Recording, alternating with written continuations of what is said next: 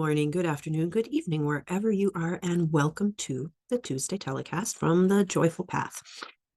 Here we are today. We're going to talk to someone who has an uncanny ability to do something she calls naming and taming the elephant in the room. And you ever have those situations where you don't know what's not working? It's something doesn't feel right? Or do you sink into your body and notice that things aren't feeling right? Let's go get Dr. Janice Campbell and bring her into the house to find out.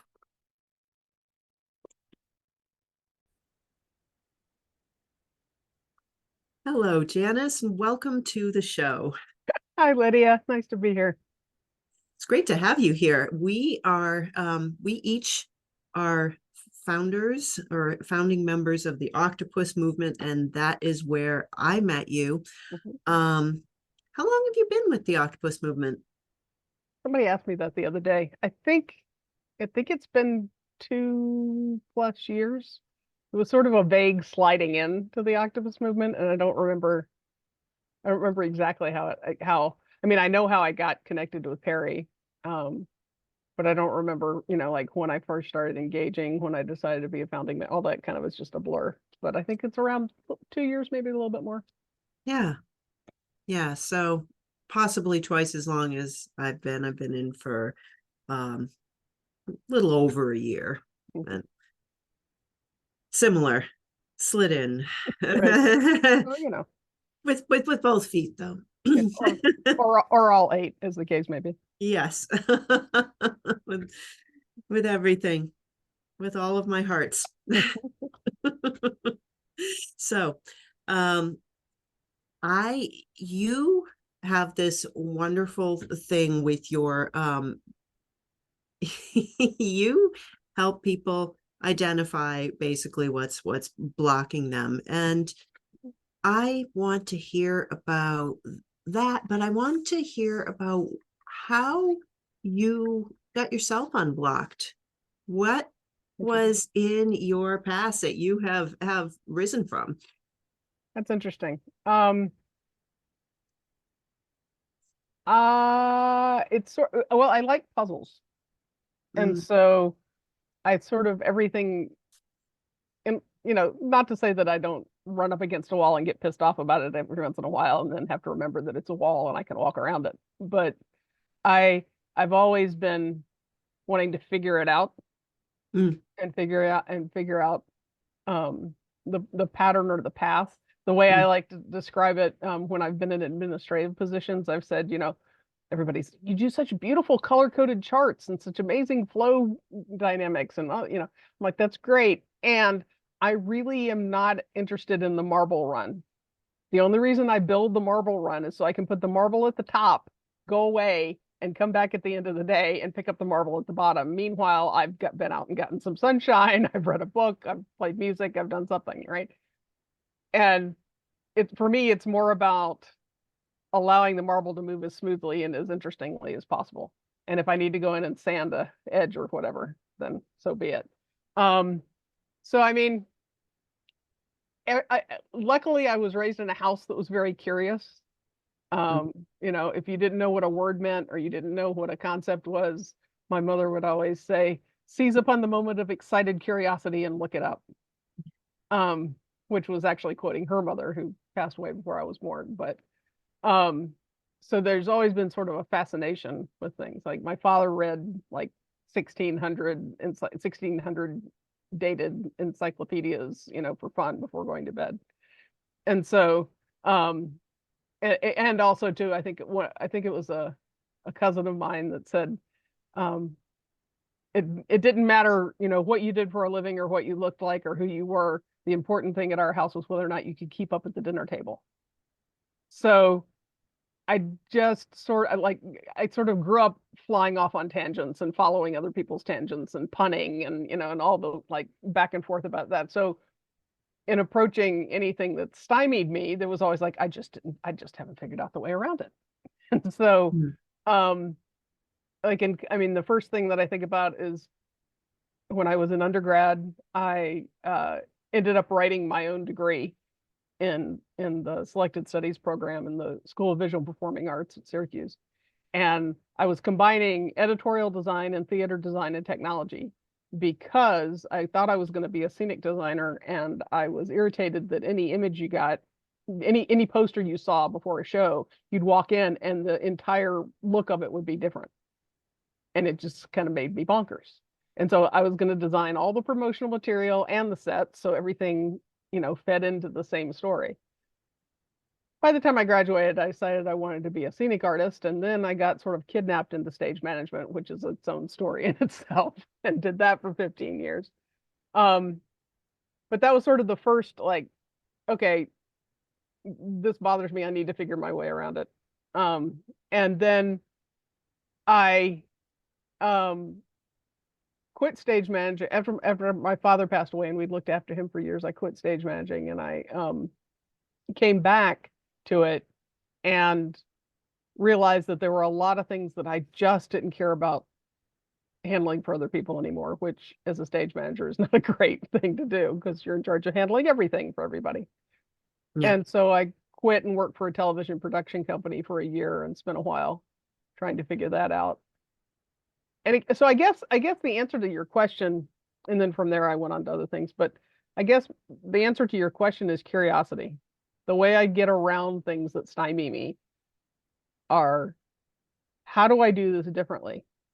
Like, I got a little freaked out about getting married until we wrote our wedding vows, which are the only thing we agreed to, and it's worked for 34 years, is a relationship based on choice rather than habit, a relationship based on love, trust, and respect, and one that is by choice rather than habit. Then I was fine because that was the deal, and there weren't any other like sudden box edges I was going to have to deal with. So as long as my curiosity can figure out a way to create a story big enough to live in, then I can make it work. Yeah. What I hear from that is setting it up right the first time, but taking the time to do that, and seeing what hasn't worked from the last one, and seeing what is in the future that might not work, and setting it up well, whatever it is. But there's something I'm curious about, and that's that your extremely vibrant dinner table growing up had the expectation that you had to keep up. It was more like a challenge. It was not Sure. it was more like a game than it was nobody was being graded on anything. It was more of a, if conversational topics were butterflies, there was like a swarm of them flying around the room. And Yeah. so it was like, can you, how many can I be involved in at the same time? Can I be having this chat with my mom, and then my brother's across the table saying this, and my dad is telling this other story to the entire table, and how do we keep, it was more that kind of thing, which actually ended up serving me really well when I was stage managing, because during tech rehearsals, I would have 5 to 8 people in my ear. Yeah. I'd have a bunch of them in my ear on headset, and then I'd have like 3 to 5 live people all talking to me at the same time. Yes. And it took me a long time after I quit stage managing. It took me probably at least 5 or more years to not be sitting in a restaurant and being able to tell you what all like 6 other tables are talking about. Right. Now I don't do that anymore, but for the longest time I would automatically start processing all the conversations at the same time. Yes. I relate to that a lot in my own path. I heard a lot of I heard much music at the same time. There was the music in my head, there was the music I was whistling or singing, there was the usually 3 pieces at once, and it took me a long time to stop that. And in a way, why would we want to stop that? It seems like something that's exemplary, but it wasn't, because I wanted to listen, and I wanted to deeply listen to what or to whom I was listening to. So what brought you to want to get rid of the separate conversations and hone in on whatever was Hmm. your Well, choice? well, partly it was because I would appear distracted to people Mm, that were actually at my table talking to mm, me. When in fact I wasn't. They weren't the only thing I was listening to, and so part of it was to being wanting to show care to the people that I was actually out to dinner with, not strangers 3 tables away. mm, Um, and also because I quit stage managing and went to acupuncture school because I wanted my life to stop being or not my life, because I loved a lot of my work that I did in theater. And I miss some of it still. mm, However, I wanted my way of being in the world to stop being chaotic. And mm, so the only way for that to happen was for me to slow down. And it's not to say that I couldn't have slowed me down in that job. However, it would have been much harder because I had 15 years worth of or stop, 60 to 80 hours a week, 6 days a week, or nothing and recovering and doing laundry and looking for the next gig. So um it was more about wanting me to be different in the world and wanting to move differently in the world. um I think is why I slowed down. And the interesting thing is because people are, you know, I come from a family of storytellers and talkers, and except for my brother Jay, who is amazingly quiet. I think he was just somebody had to listen. But the I think, people hear me telling stories or having animated conversations, or think, they ask me what I'm doing and I've got 16 things going on at the same time. And the work that I do, whether it's in the treatment room or online with my distance mind body integration patients, or even just as a friend, um, the majority of that is actually listening. And I think that comes back. I know you and I've talked. That comes back from also thinking musically my whole life. It's all about sound. Like when somebody's telling me something important, I often don't look at them, because it's if I look at them, I'm getting too much information through my eyes and I'm not hearing as well. mm. I often will look down while somebody's telling me something important so that I can actually get deeply hear what they're saying. Got it.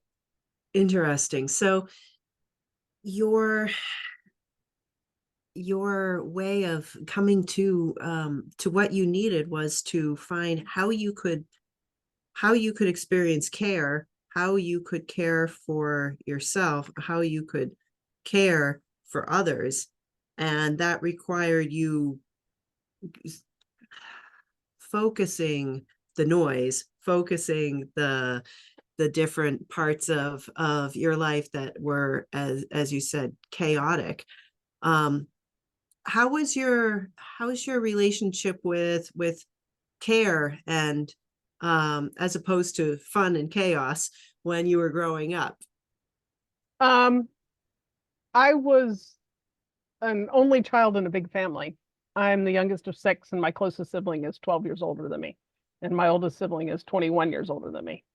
So, um, I started first grade, and my closest sibling went to college, and so it was my parents and my grandmother and our two cats. And I used to laugh and say that I was the only person in the house that didn't have gray hair, and including the cats.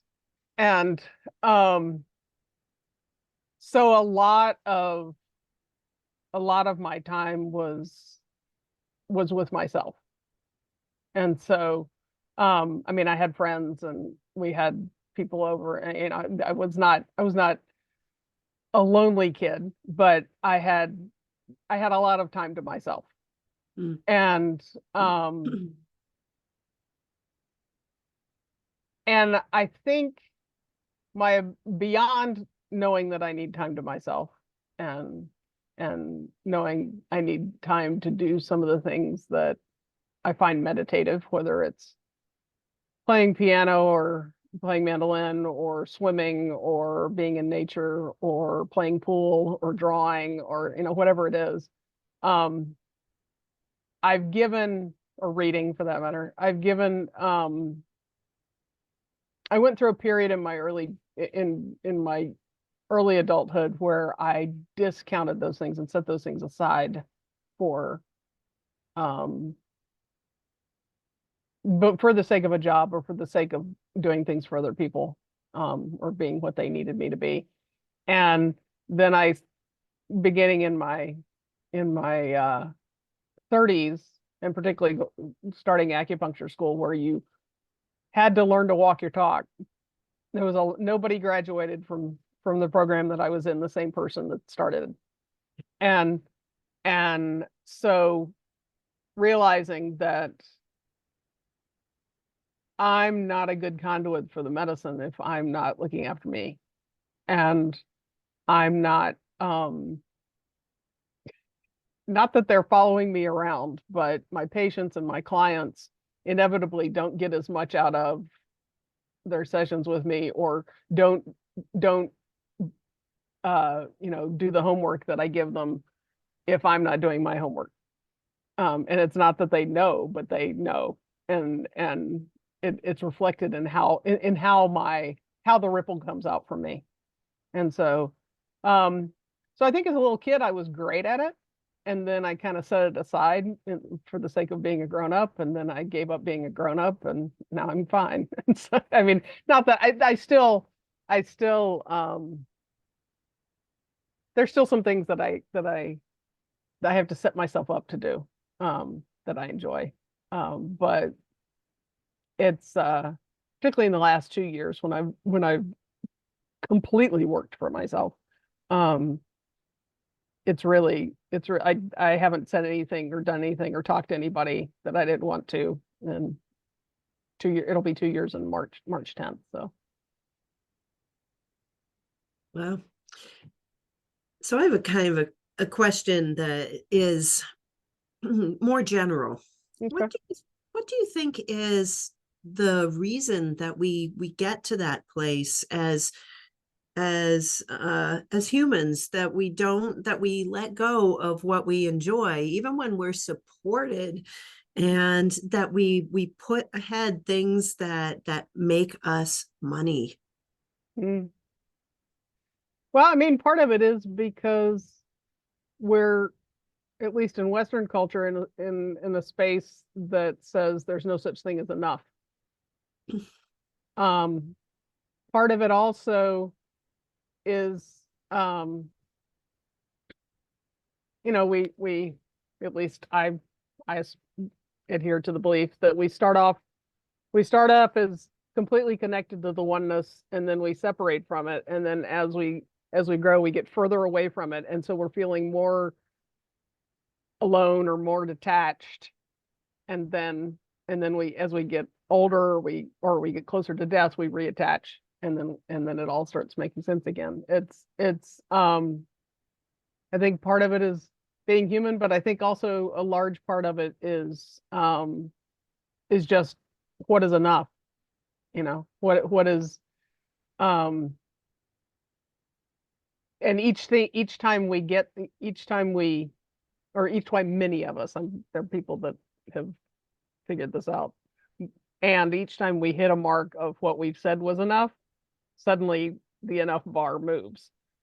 And then we're like, oh yeah, okay, so the house is paid off, and now, we don't have enough because we want this next thing to happen.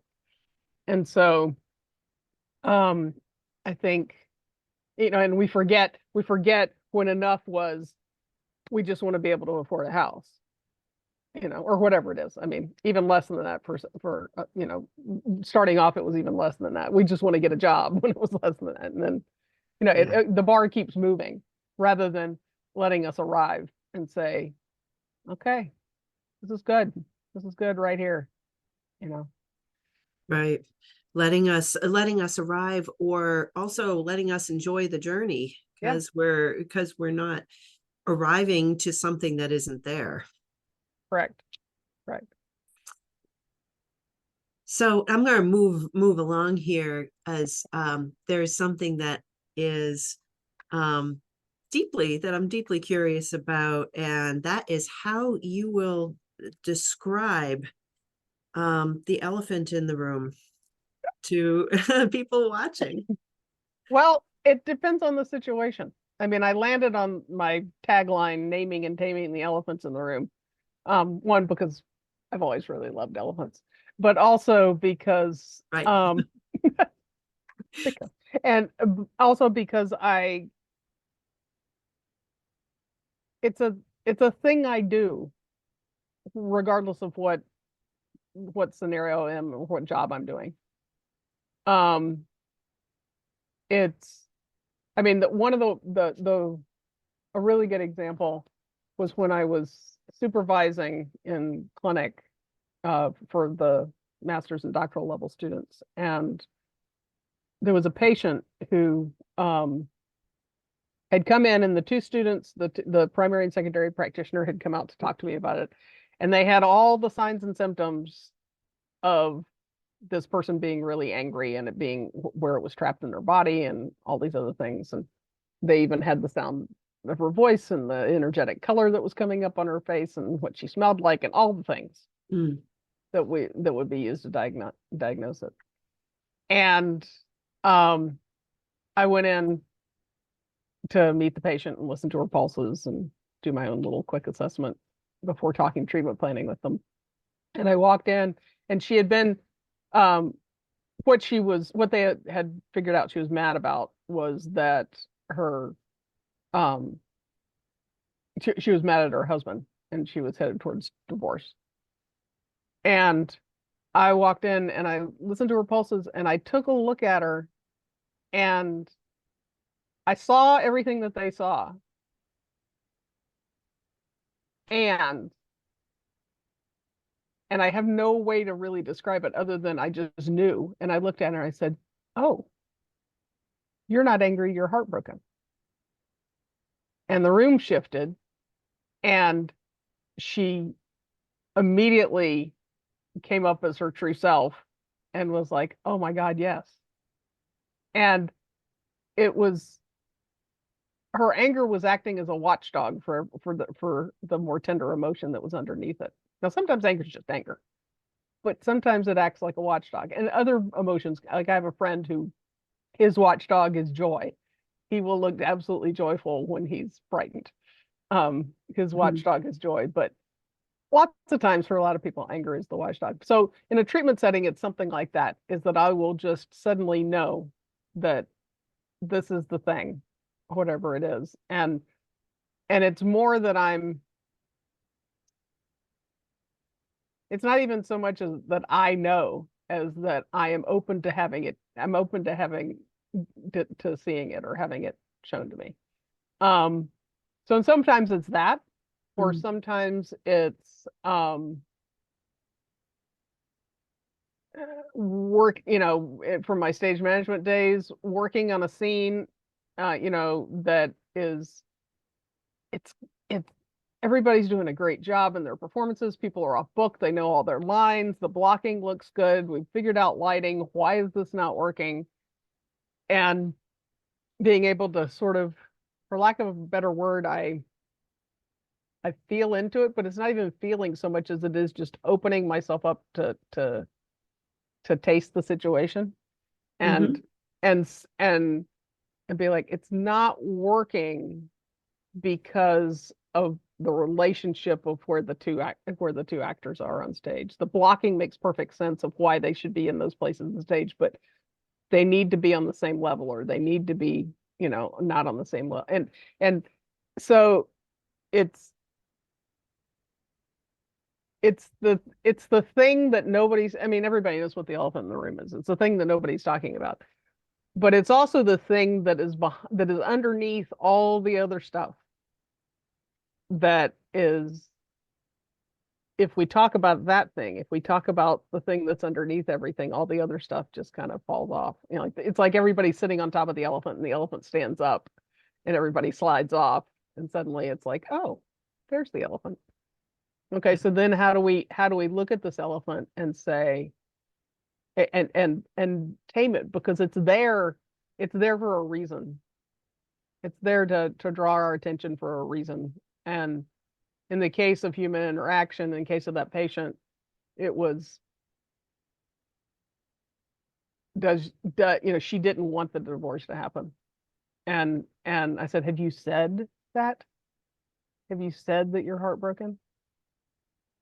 And it had not even occurred to her that she was heartbroken. And so she wasn't even allowing herself to feel it. And so that, that created a movement, that created a shift that solved the puzzle. That then, and so it's kind of a rambling conversation, but it's how it's being willing to look at the entire picture, not just not just the piece of the picture you're asking me to pay attention to, but to be like, oh, that's there, but look at all this other stuff. And how does it, I don't know. I'm not sure that answered your question, but there you It go. absolutely did. That was exactly what we needed to hear. And I'm going to sort of hone it a little further and say, not everybody can do this, right? This is why it's something special that you can do. Special because it's very, very useful. Mm. Um, and so how do you, in the case of, say, stage managing, when you have Mm-hmm. all of you, not just one blinder, like in the case of the patient, but you have all these different voices and all these different needs and all of these different energies, how do you focus on the one energy that's out of place? How do you Me, close it? me, how do I do it? How do you do Um, it? Yeah. well, when I have my, for lack of a better word, my practitioner hat on, um, I could be having a horrible day. I, and for a variety of whatever reasons. But the moment that I put my practitioner hat on, all of that is not part of the conversation. It all just disappears behind me. And I become receptive to the story that's playing out for the person in front of me. Um, and and I may not even agree with the choices they're making or what they want to do, but I know what they have told me, or they have shown me in some way what they want, or what makes them, what's missing, what's showing up missing for them. And so again, it's just it's somebody else's puzzle. I'm helping somebody else find that piece. Now, when it comes to me, and my stuff, well, I'm told by the people that live with me that I do have a couple of blind spots that they have to point things out to me, and I'm like, really? Really? That's happening? Oh, interesting. I had no idea.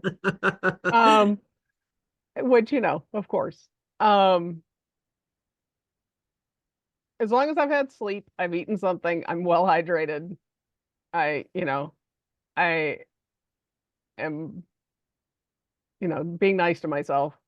Um, it always becomes a puzzle. It always becomes and it always becomes moving things through me. How do I keep, if something is stuck, how do I move through? A good example, which is way before any professional work. I was in high school, or actually I was in college. I'd just come back from my freshman year of college, and I was designing sets for a theater that I had grown up in, a community theater that I'd grown up in. And the director, who had been, who had known me as a kid, had now hired me to be the set designer.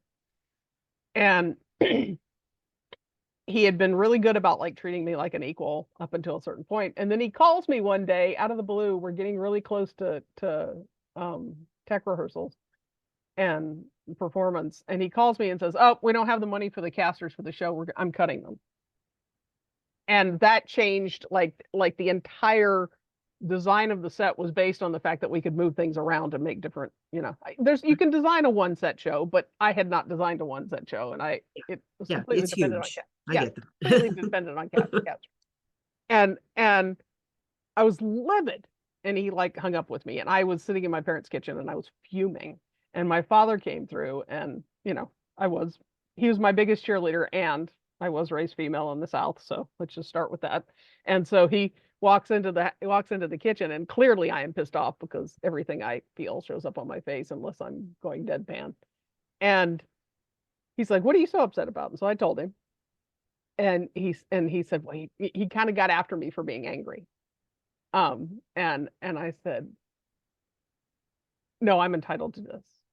And he said, "Yeah, sure, you're entitled to be just as loud and obstreperous as you want to, Janice, but that's not going to help you." And I was really, and it was he was making me madder, and it wasn't and I was trying to already process this over mad over in the corner. And I looked at him and I said, "I'm going to tell you what I told my roommates in college. Right now, you have a choice.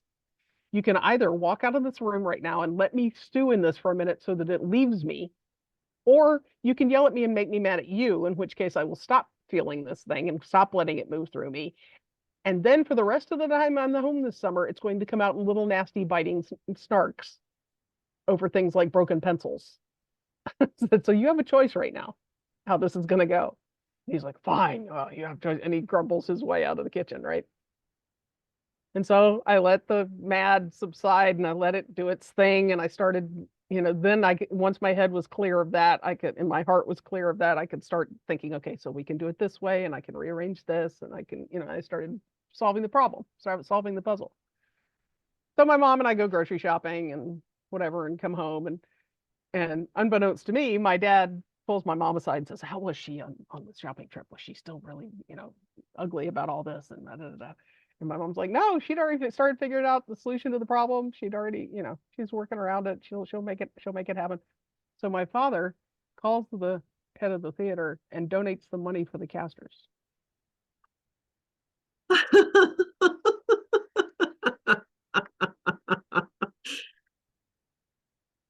So as long as I'm left to my own devices Yeah.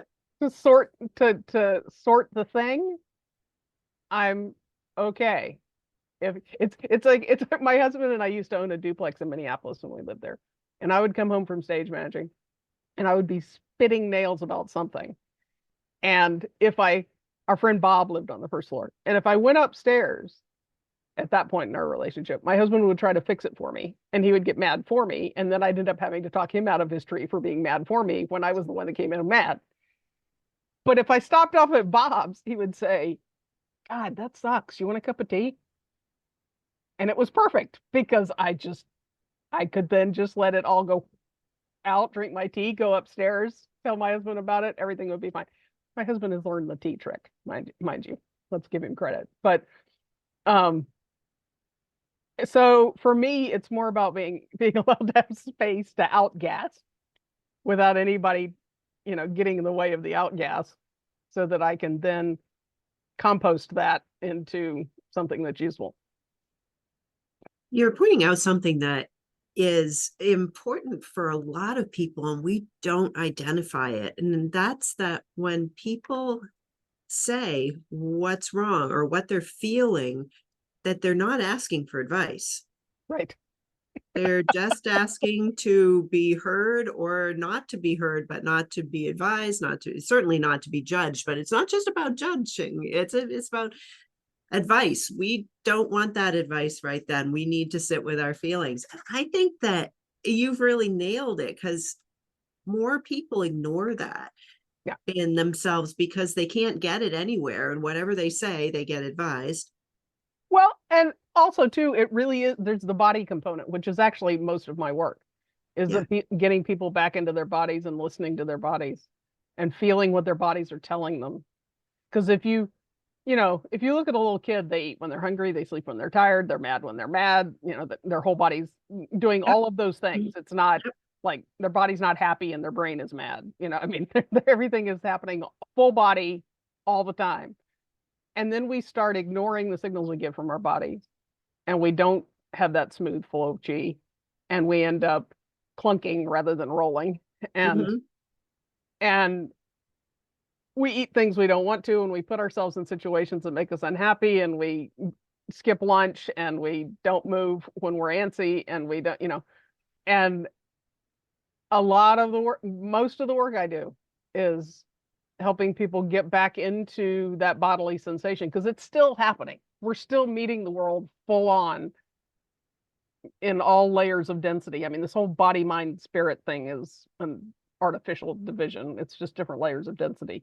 For like, um, and with that, it's actually smarter than the words we have.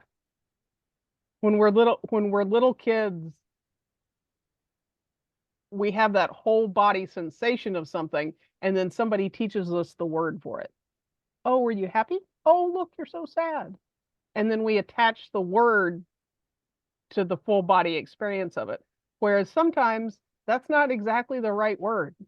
And it's why people who Agreed. grow up in abusive or neglectful situations have weird definitions for love or safety, or because that's the word were given to attach to something. Right. And if we go back just to the phenomena of what's happening in our bodies, lots of times we can shift what's happening in our body, and it will change all the other levels. Mm-hmm. It'll move all the other levels. And it's really returning people to that full on self, or helping them remember how to respond to the world the way they did when they were 2 or 3 years old, as long as they were healthy and safe, and obviously. Um, Mm-hmm. but to those instincts, that's the work that I do, regardless of what I'm how I'm doing it, which bag of tricks I'm using. Right. We can change things so rapidly when we tune into that. One of the really quick things that I've taught performers or anybody who's going out to do something, and they feel nervous, well, that's because you care. It's not, that's really what that's coming down to. And so say that you're excited, and say it to your cat, say it to somebody, and your whole body will shift to support you more. And that's just, like I call it a quick and dirty trick. It doesn't take in the account of everything, but we often don't take account of everything when we're in the middle of got to do this now. Well, and I don't even, I don't, I even for people who are nervous like that, I even just bring them back to what's the sensation to your body and how do you move it. I take the word off of it entirely. Um, and Yeah. and just, the end of my stage management career, I was working at the Children's Theater Company, which has a 750 seat house and does the biggest magic outside of New York and LA. And they would put 7-year-olds on stage with, adult union actors. Yeah. And inevitably, before a preview, I would have like 3 kids whose stomach hurt. And I'd be like, okay, Mm. so what does it feel like? Does it feel like does it feel like rocks, or does it feel like butterflies? What is it? And then I would have them just I just have them take all that energy and just throw it through their face and their hands and fill up the entire room, all the creases between the ceilings and the walls, everything. Fill up every little nook and cranny with that stuff through their face and their hands. I said, now pull it all back in really gently and let it take a nap in your tummy. And they'd pull it all back into their stomach, and suddenly they knew everything. They'd cover for the grown-ups. They were spot on. Did not change what their stomach felt like, but changed how they lived with it, how they moved with it, how they expressed it, what they used Right. it for. Mhm. Right. Right. Yeah. And yeah, exactly. That's what I did, without having the time to communicate with the people, is just take Sure. the word nervous away. Mhm. Yeah. So you're working now with people on the mind body integration, Yep. and that's what you're talking about. It's a lot of um what we also have positive intelligence, and that is what does it feel like, and what can you learn from this feeling, how can you grow from this feeling. But first of all, what do you feel like? We've separated, and there's so many different things that are doing different modalities that are working with this, because so many people have gotten to a point of dysfunction, Right. and we and separating out the mind, the body, and the heart, and the gut, and or ignoring the heart, ignoring the gut, going with the mind seems like it's safe, but it's really not safe when we're just suffering, this Yep. suffering. So how do you work with this? How do you stop the suffering, and how can people work with you? Well, first of all, I just made up distance mind body integration to talk about what I do. I Yeah. really, again, am back into melting it all back together like it really has always existed. Um, and just slight point of order in the medicine that I practice, the mind actually resides in the heart. The brain is like a high-paid legal assistant that Yeah. sometimes should not be, that really should not be driving the bus. Um, and um, the work that I do is completely based on the um, the saying that's in a lot of the ancient text, which is chi follows the mind.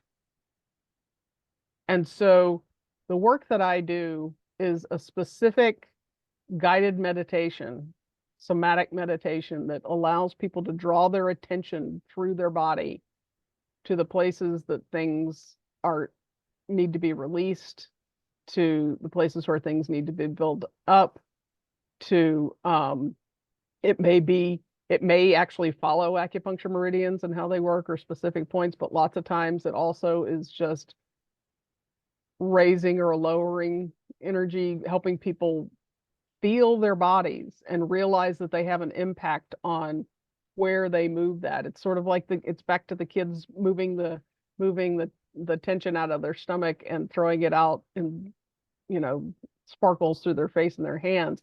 How do they move? How are you able, by just paying attention, by just letting your chi follow your mind's attention to the back of your head and the back of your body and and allowing yourself to sink into it, to the great bowl of your pelvis and the weight that the lower part of your body has that's supporting you, and how do you pulling what you're calling anxiety and noise and tension out of your head and your shoulders and allowing it to run down through your feet and be contained in your whole body and supported by the planet and all of those things. And so it's very specific guided meditations when I work one-on-one. When I work in groups, um, my ideal sort of group uh, to work with is people who are in sort of big meeting settings or like big corporate event settings where they're going to have like presentations and then a lunch break and then tons of other presentations and then they go home or come back the next day, is to go in and bring everybody into their bodies, in their seats, in the space at the beginning. Because I don't know about you, if you've ever gone to a conference or a training or whatever, you spend the first 15, 20 minutes thinking, God, these shoes are uncomfortable. And oh, maybe I should have sat closer to my boss. And who's looking at me? And oh, I meant to bring that other thing with me and I didn't. And you kind of hear what they're talking about, but you aren't really there. Exactly. Whereas bringing people into their full-bodied selves into the space so they can actually ingest the information, engage in the conversation, add substantive concepts and ideas, and then at lunch or at the end of the day, bringing that to a close, allowing them to sort of release anything that was extra that they don't need to worry about, and setting it aside so that they can go actually have lunch. They can, go back to their lives, and repeating that in the afternoon or whatever. But allowing people to be in a place where they can deeply listen, they can truly ingest, they can actually offer stuff. And that comes from being completely right there in yourself, to be able to do it. And so that's more of, with the group work, it's not, specific to this person's back pain or that person's anxiety or this person's sleep disturbance, but it's more, come here now, set the rest of it aside and come here now, for this experience. Yeah. So if people, oh, you did ask how. So they can go to my website, drjanicecampbell.com, which also tells you other projects I'm working on. And there is a DMBI, Distance Mind Body Integration, DMBI page that's for one-on-one. There's also DMBI for groups. And then for people who like that kind of thing, there's there's some research page that shows some supporting Western research on how being that kind of present to yourself affects people in groups. Yeah. Great. And I will put your the website will be down in the show notes, so that's going to be where people can find you. Oh, and I can do things online as well as in person. Right. Yeah. It's and I understand this because it's very much what I do every week for global rooms, and so that people can listen deeply and be able to communicate freely. Yep. So, and same thing, conferences, yeah, because there is that need. We are antsy, and a lot of us want to focus, and we don't know how. Mm-hmm. Well, and it also allows people to own the conversation in a juicier way. Yeah. Yeah. Rather than just in their heads. It's like I say to my acupuncture patients that I see in my practice, when they first start with me, I'm like, they want to read something, or they want me to explain their pulses, or they want me, and I said, I can tell you which acupuncture schools I recommend. I said, but what I'd really like you to do is spend, the first half of the treatment with me learning from your body. And then if you have any questions left after that, then we'll talk. Yeah. I think one of the first questions I was trying to explain to a friend the other day about pulses, and yet, yeah, it's not just the one, the Western. Nope. Let's see. Okay, there it is. It's 60 beats per per minute. That there's the chi of all of the different parts of us, and all flowing into this one rippling stream, there. And it's the question I think that people have the most. It's like, what are you doing? What are you feeling? I'm listening to 6 different pulses in each arm. I'll put 3 fingers down on somebody's wrist. Yeah. And I'm listening to a superficial pulse and a deeper pulse. There's also 3 levels that I can listen to that tells me other information. And so I'm listening to 12 total. And what I'm really, for me, coming from my affinity with music, I am listening. It's like listening to a choir. And 1, I'm listening to see if the song sounds like you. 2, I'm listening to see if, or the tenor's out for pizza, or the alto's trying to sing soprano, is everybody doing their thing? And, is the melody line, more present than the bass, or the other way around, or whatever. And when I say whether or not it sounds like you, if somebody comes in angry, I'm more often listening to, I'm expecting to hear some sort of tension on the pulse. If I'm if somebody comes in who has a huge personality and their pulses are really small and tiny, and then that's a disconnect in a way that we need to address, or the other way around. Somebody's super mousy, but their pulses are huge and pounding something else, that's not the same person. Um, Listening to the pulse is probably one of the most intimate ways you can meet people. Um, One of my teachers that I studied with off and on is Jeffrey Yuen, who he lives in New York. He comes through two lineages of centuries and centuries of practitioners, Mm. and he can listen to a pulse and tell you if you've had your gallbladder out, or if you've been divorced, had a major divorce or heartbreak. Um, I have friends who do a lot of fertility stuff. A couple of them I know have like an 80 to 85% accuracy rate in being able to tell if it's a boy or a girl, depending on what the pulse sounds like. Um, so the thing about but even with Jeffrey or anybody, nobody ever knows everything they can know about the pulse because it's listening to life. And so As it's interpreted through the person listening. well, it's interpreted through the person listening, and there's so many ways to listen to it Yeah. that you can dedicate your whole life just to developing your pulse skills. And so it's a it's a it seems like a little thing, but it's a huge honor to be allowed to listen to somebody's pulse because it's sort of getting a peek behind the curtain in the way that you don't normally get. Yeah. I don't Yeah. normally get. It's quite beautiful. I would love to learn how to feel that. Um I feel in different ways, but I don't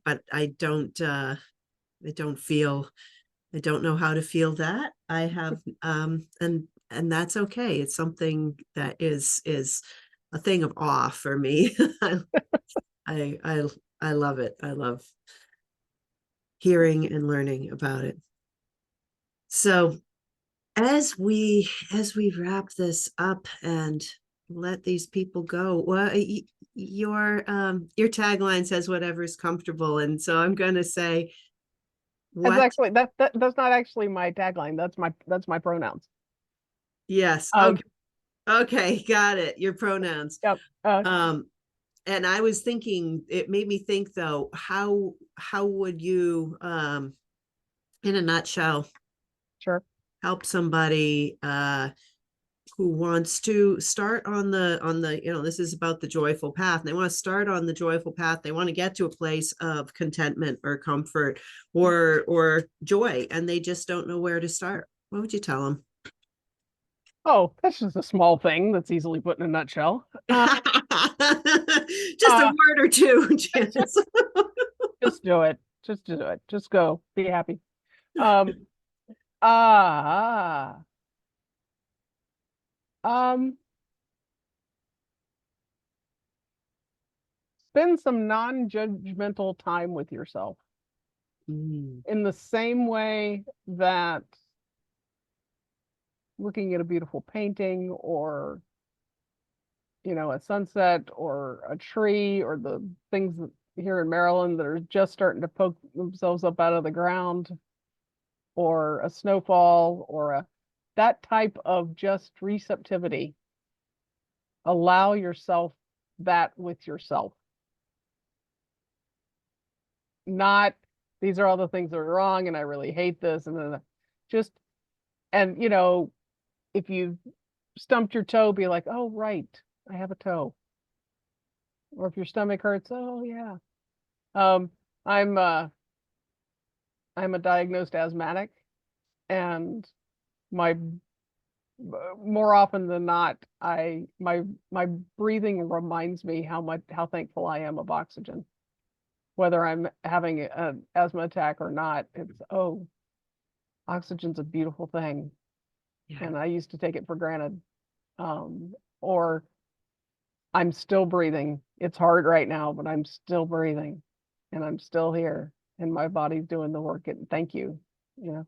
But spend some time being present to you. If you can get to the point of being in awe, that'd be great. But don't set that expectation for yourself. Just watch yourself like the beautiful part of nature that you are, and just let that be enough. Back to the conversation of enough. Let that be enough. because it is, while it is enough, it is also absolutely everything. Yeah. We're not judging anything that's happening. We're just observing, being and feeling. That's I love the non-judgment thing. I think that is super wise. There's a lot of stuff out there saying be grateful.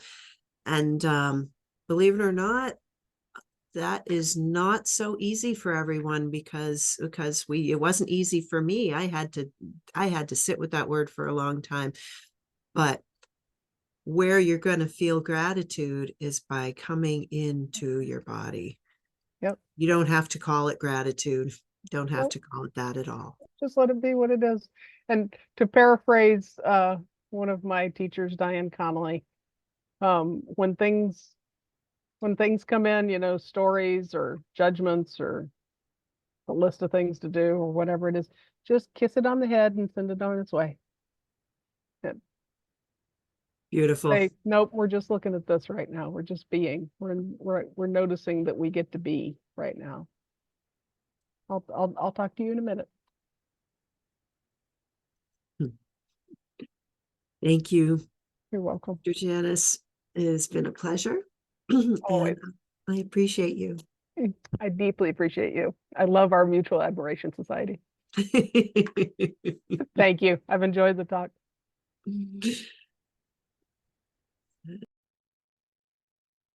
Well, that was fun. That was Dr. Janice Campbell. And if you would like to find her information on the web, I put it down in the show notes, and it's to write it down. It's www.drjanicecampbell.com.